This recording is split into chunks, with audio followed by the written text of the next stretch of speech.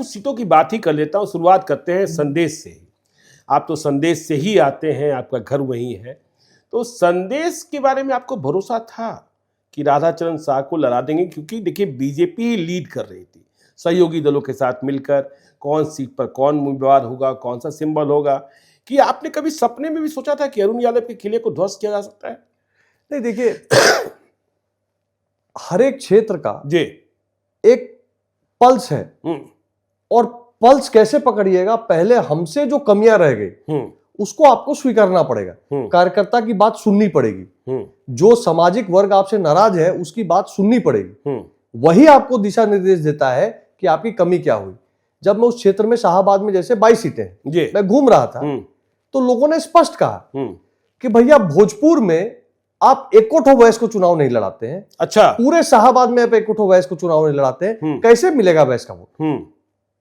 लोगों ने कहा कि 4 रिजर्व सीट है, पासवान आप लड़ेबे नहीं करते हैं, बोलते हैं कि पासवान का वोट हमको नहीं मिलता है।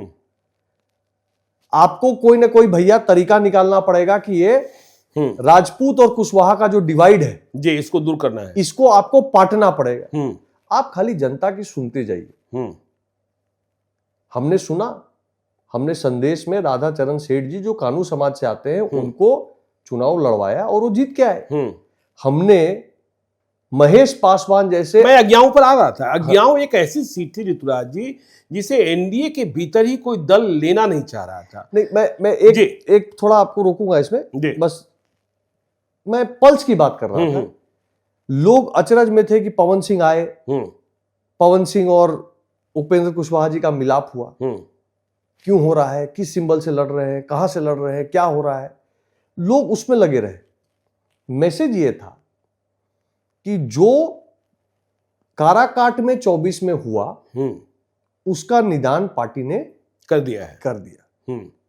पवन सिंह जी का बड़प्पन है, उनकी समझदारी है, उनके संस्कार हैं कि वो जाकर उन्होंने बकायदा आशीर्वाद लिया, और उपेंद्र कुशवाहा जी का भी बड़प्पन है कि उन्होंने अपनी हार को दरकिनार करते हुए गले लगा के आशीर्वाद दिया। पवन सिंह को कैसे मनाया था ऋतुराज सिन्हा ने?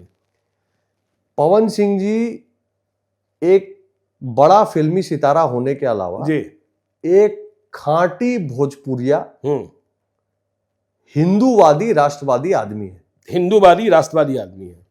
पवन सिंह जी को मैं जितना जानता हूं वो कभी भी मोदी जी का अनिष्ट नहीं कर सकता है। मोदी जी का अनिष्ट नहीं कर सकता। जब बैठ के बात हुई तो एक बार में मुझे स्पष्ट हो गया था कि ये व्यक्ति दिल का साफ है। चुनाव के समय बहुत लोग चाबी लगाने वाले रहते हैं, चाबी लगा, जो हुआ सो हुआ। उनको भी रियलाइजेशन है कि मोदी जी के साथ रहना है, मोदी जी का हाथ मजबूत करना है, तो पहली बार में ही राजी हो गए थे।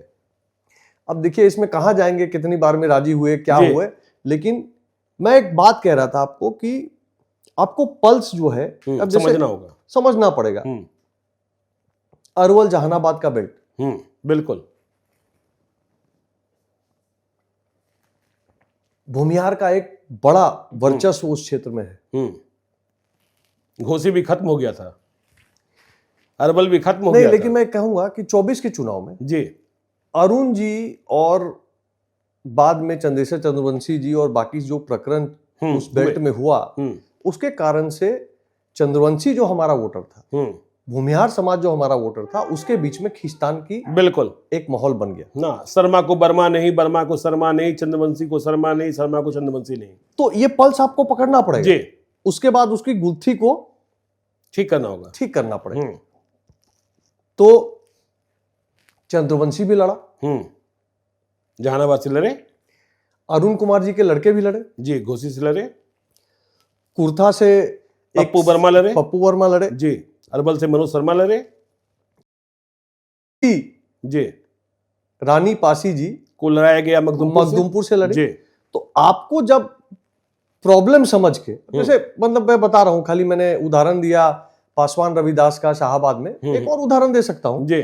मगध में मुसर समाज का बड़ा वर्चस्व है, बड़ी भूमिका है, मांझी जी का क्षेत्र है, लेकिन वहां पे भी डिसबैलेंस था। कहीं ना कहीं अन्य रिजर्व सीटों पर प्रतिनिधित्व अन्य जात बिरादरी को नहीं मिल पा रहा था।